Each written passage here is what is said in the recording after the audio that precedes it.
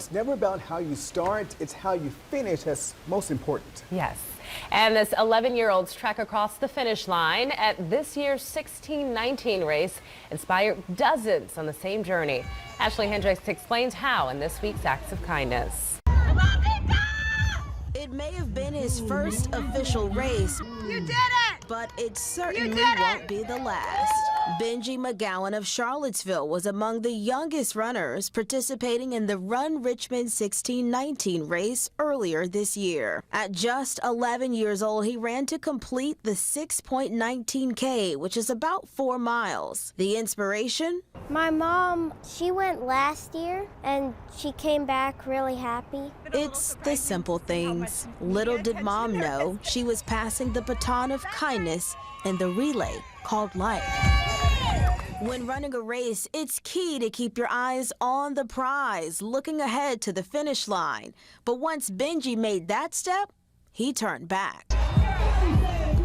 For an hour, he ran alongside others, encouraging them just to keep going. I came in sort of in the middle. So the people I was running in were the ones that were probably not running as fast as the rest of us, but were probably working a lot harder.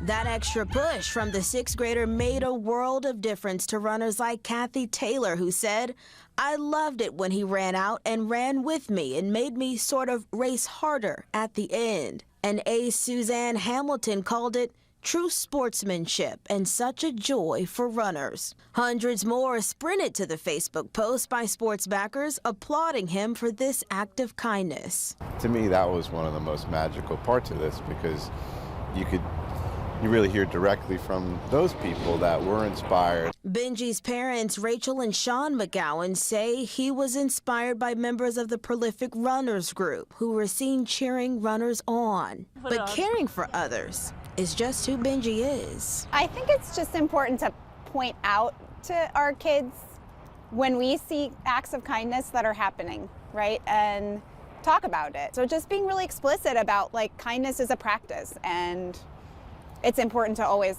have that, have that as the forefront of the way that you treat other people. Another lesson they taught him: when you do good for others, it will come back to you in unexpected ways. Hi, is your name Benji?